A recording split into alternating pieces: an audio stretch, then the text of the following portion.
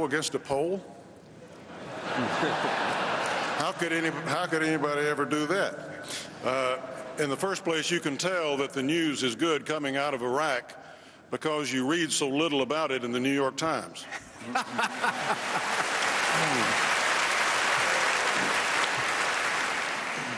Yeah, we have different interests as far as Pakistan's concerned. It's a very important nation to us in many respects.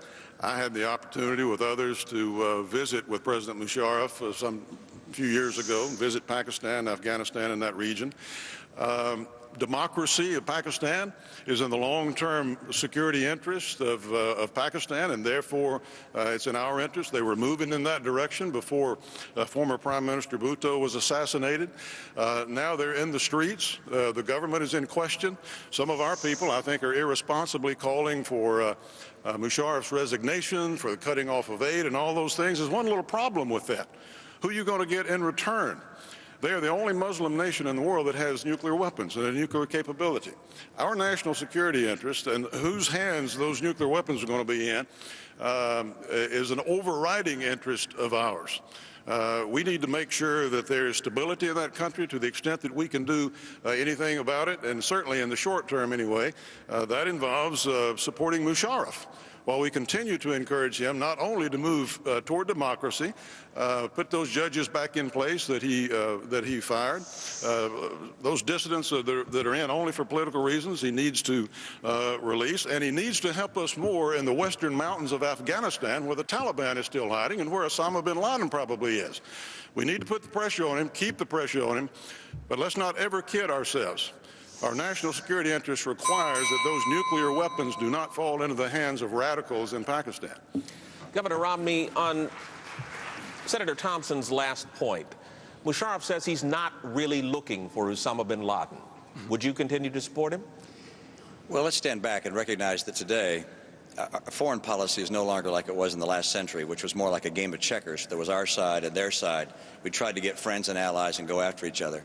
Now foreign policy is more like three-dimensional chess, where we have to understand all the players throughout the world and develop strategies to help move the world towards more stability and safety for ourselves. And our interest in Pakistan is to make sure, number one, that the nuclear weapons are secure.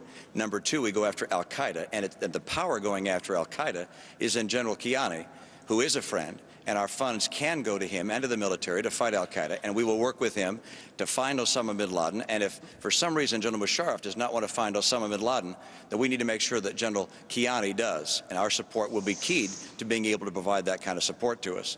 But we also have to make sure that we're going to see a much more robust effort throughout Pakistan to go after al-Qaeda.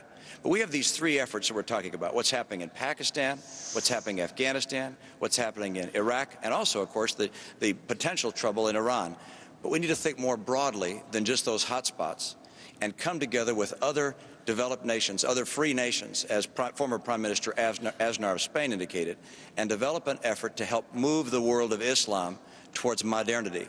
We as great nations need to help them have the rule of law, have good schools that are not Wahhabi schools, strengthen their economies. We need to become very serious about moving the more moderate voices in the world of Islam to greater strength, so that we don't have to spend our blood around the world fighting these wars. We have to fight these because they're hotspots.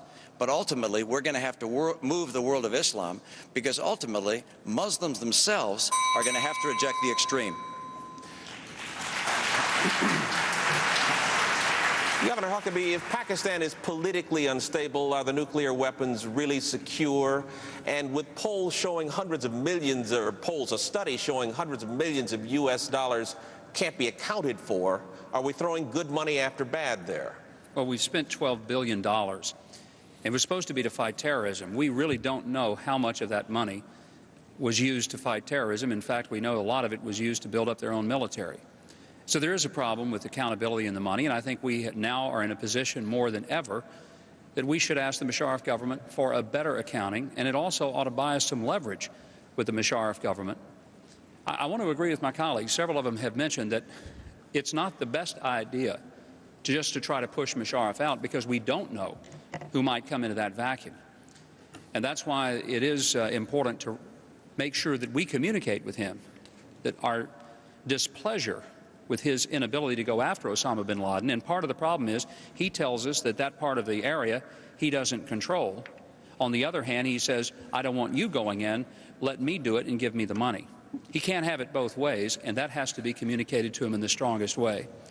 But my final seconds, I'd like to just, with all due respect, Congressman Paul, the issue of whether the president should be in the Middle East comes to something that I think we've got to recognize. We've got one true ally in the Middle East, and that's Israel. It's a tiny nation. I've been there 9 times. I've literally traveled from Dan to Beersheba, and I understand something of that nation and the vulnerability of it. And for us to give the world the impression that we would stand by if it were under attack and simply say it's not our problem would be recklessly irresponsible on our part. And if I were president, you can rest assured that we would not let an ally be annihilated by those enemies which surround it, who have openly stated it is their direct intention to destroy that nation. It would not happen under my presidency. Congressman Paul, 30 seconds.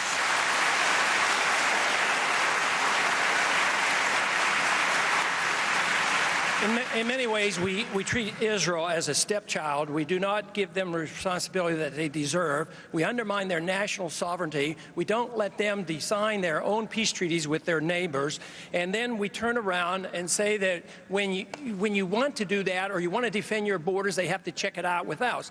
I think Israel would be a lot safer. I made the point earlier. We give 3 times as much money to the Arabs. Why do we arm their enemies? So if you care about Israel, you should be against all the weapons that go to the Arab nations. And I just don't see any purpose in not treating Israel in an adult fashion. I think they'd be a lot better off. I think they one time in the 80s took care of a nuclear reactor in Iraq. I stood up and defended Israel for this. Nobody else did at that time. But we need to recognize they deserve their sovereignty just as we deserve our sovereignty. I believe if they assume more responsibility, there would be more peace there, and that there would be a lot less threat to us. And besides, we don't have any money to do this. We missed you. We'll extend this quickly. 30 seconds, Mayor Giuliani, then Senator Thompson, and we got to move on. I think the idea that Israel is a stepchild of the United States is totally absurd. I've been to Israel very often, as the governor has. The Prime Minister of Israel is a very close friend of mine. The former Prime Minister is a very close friend of mine. The reality is that Israel is a close and strong ally of the United States. America has only a few extremely reliable allies, special relationships. The defense of Israel is a critical importance to the United States of America, and it goes much deeper than just tactical things. Secondly, on Musharraf, which was the question that was on the table, we have to have a very clear picture of who and what would replace Musharraf, but we should put more pressure on him to catch bin Laden.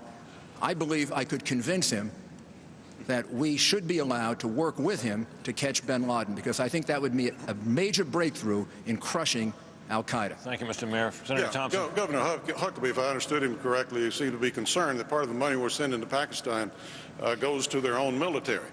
That's the point. We help train their military.